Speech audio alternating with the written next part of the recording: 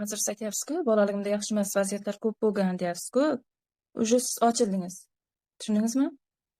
Shuncha vaqtdan beri ana shu yarani, og'riqni xo'ddiki bir latta bilan nimadir bilan mahkam yopib tashlagansiz, eslamagansiz. E'tiboringiz eringizda bo'lgan, hozir hayotingizda bo'lgan. Og'riq turgan mana shu yeringizda.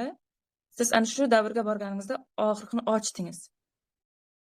Endi haqiqatdan juda ham og'riqli, uni ochib ko'rganingizdan keyin uni endi qochmaslikka, uni malham qo'yib davolashga harakat qilishingiz kerak bo'ladi. Sizga yig'lab gapirayman, xo'p? Qancha yig'lasangiz ana shu yaralar chiqib ketadi. Masalan, bolalikda ana shu og'riq tushgan bo'ladi. Yig'lama, ovozingni o'chir deydi yoki bo'lmasa yig'layotganingizda kim bironta ko'rib qolar, bironta urishadi deb yig'lamay yopilib ketgan bo'ladi. Qatlam bo'lib ketgan bo'ladi. Lekin hozir hayotingizga ta'sir qilayotgani ana shu yaralar xuddiki yiringlab kattayib ketgan bo'ladi. Agar yig'lab chiqarib, anglab yig'lab chiqarib tashlasangiz, ochilasiz, tozalanasiz. Endi buni nima qilish kerak? Haqiqatan sizda shunday bolalik travma bo'lgan. Uni ber deb kutadi. Tushundingizmi? Ota-ona berishga harakat qilasizmi? Tasavvur qiling. Ota-ona siz bolalaringizga berishga harakat qilasiz-ku. Lekin bola o'ylaydiki, shunaqa bo'lsin, bersin, yaxshi hayotni bersin, yaxshi muomalani bersin, unday bo'lishi kerak edi deb. Ayblov, qoralash, yer o'yini. Shu endi og'riqni ochdik, og'riq bor haqiqatan, ichingizda bor. Endi uni ko'z yumib turib, haqiqatan menda shunday bolalik bo'ldi, nima uchun ham bunday bo'ldi deb isyon qilib turib, uni itarib qo'yib, oldinga ketib bo'lmaydi. Ana shu vaziyatni rozichilik bildirib, qabul qildirib, ana shu insonlarni kechirib, sizga nimaga o'rgatganligini anglab, sakrab chiqib ketish mumkin. Tushunyapsizmi? Sizga rassom oson tilda tushuntirib berayman. Men buni balki hamma kursda olardim, tushunmadim. Bu kursni sotib olardim, tushunmadim. Bu kursni sotib olardim, tushunmadim. 10 minglik, 20 minglik, $100 kurslar. Lekin eng qisqasi ana shu og'riq bor haqiqatan, juda ham og'riqli.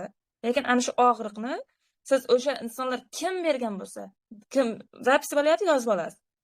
Kim og'riq bergan bo'lsa, hammasiga birinchi aytganimdek, siz nafrat qati. Haqiqatan sizga shu taqdirni berdi. Bu yerda Xudodan isyon ketyapti ostida sizda. Ana shu haqiqatan shu taqdirda berdi. Siz bu ana shu hayotda siz tanlab tug'ilgansiz. 2. Ana shu hamma insonlarni ana shu taqdirni haqiqatan menga berdi deb qabul qilib, rahmat, hammang menga nimanidir o'rgatdilar, nimani o'rgatganligini topishingiz kerak. Biz ana shu taqdir orqali, ota-onangiz tashlab ketganligi orqali, ana shunda qolib turib nima kuchli bo'lishni o'rgangandirsizmi, nimanidir o'rgangansiz, o'zingiz mustaqil qadam qo'yishni o'rgangansizmi, nimanidir o'rganganligingizni topishingiz kerak. Ana shu keyin og'riqli vaziyat o'sha insonlarga hammasiga bo'ldi. Men shu narsani o'rganibman-ku. Aslida bu og'riqdan ko'ra bu katta zo'r narsa ekan-ku. Men mustaqil bo'lishni, kuchli bo'lishni, oldinga o'zim harakat qilishni o'rgandim deb topishingiz kerak, o'zi bor bo'ladi. Ana shu narsani qo'yib yuborib, qabul qilish orqali siz yuvib yuborishingiz mumkin.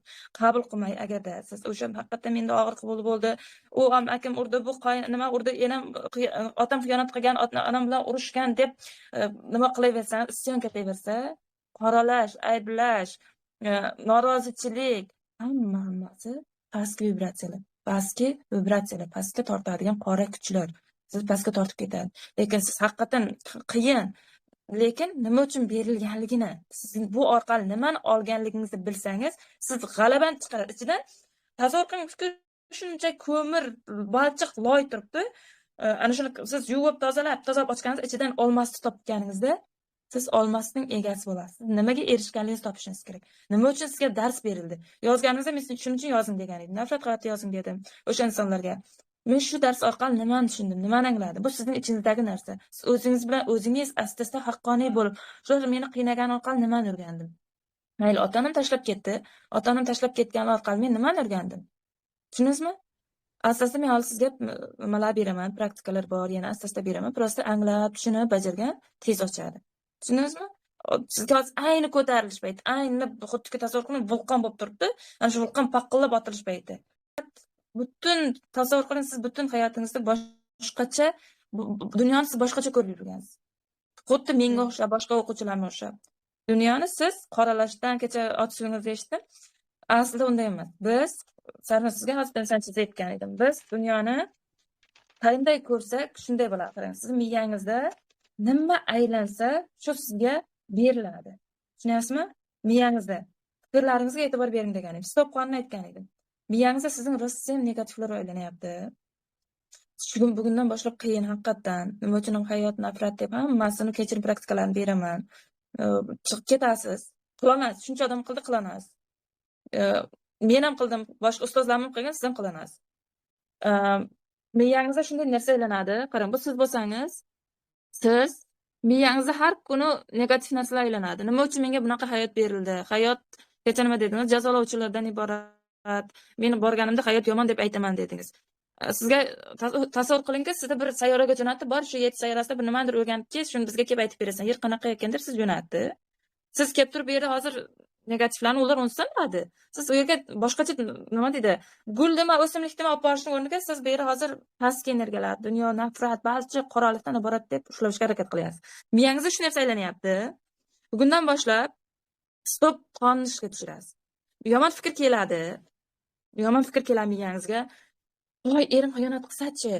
Voy, dunyoda insonlar yomon, hamma jazolovchi, hamma o'g'rilar ko'p deganda stop deysiz. Men nimani? Qarang, keyin inson buni aytayotganim. Hamma boshidan Allohga bog'liq o'tiradi. Ko'zga ko'rinmay kuch bilan bog'liq o'tiradi. Siz nimani niyat qilsangiz, nimani duo qilsangiz, ana shu energetik silindr bilan olov o'tiradi, energiya bilan nimani niyat qilsangiz, amalga oshirib beradi. Nimani niyat qilsangiz. Tushundingizmi?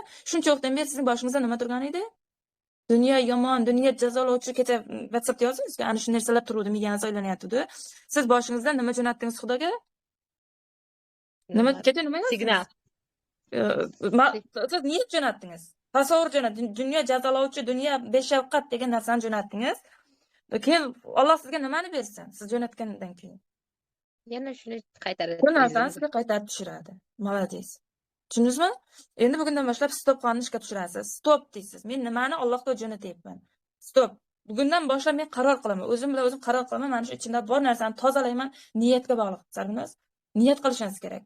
Tushunyapsizmi? O'zingiz bilan o'zingiz ishlashingiz. Men sizga yo'l yo'riq ko'rsataman. Sarvinoz, bunaqa yashasangiz mumkin zo'r chiqasiz. Bunaqa yashab ko'rsangiz zo'r bo'lasiz. Bunaqa yashasangiz yengil yashaysiz. Bunaqa yashasangiz nurga, xotirjamlikka erishasiz. Eng muhimi, shunga erishasiz deb aytish mumkin. Lekin yo'lni siz bosib o'tasiz.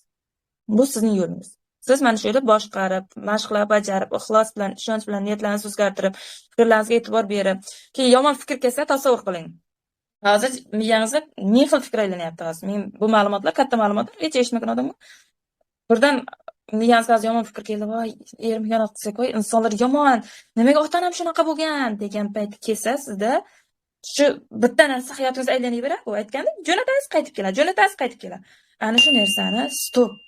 Men o'zim bilan ishlamoqchiman. Pulga qiziqib, qarang, pulingizga qizg'anib turib ishlaysiz.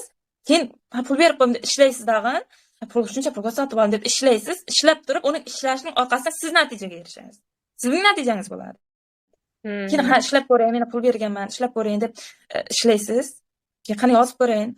Fikrlamda, nafratlarimda sartirovka qilib ko'rayin. Xo'p, yomon fikr keldi. Otam shunaqa ekan, men o'tmishim shunaqa, bolaligim shunaqa degan narsani asta musur satib olasiz, tasavvur qilasiz. Yon boshingizda bitta musur satib.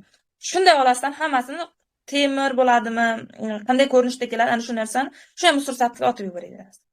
Tushundingiz? Xo'p, tasavvur qiling, ana shu musur satib, sehrli satil deysizmi yoki musur satil, ana shu narsa parchalab o'sha narsani yo'q qilib yuboradi.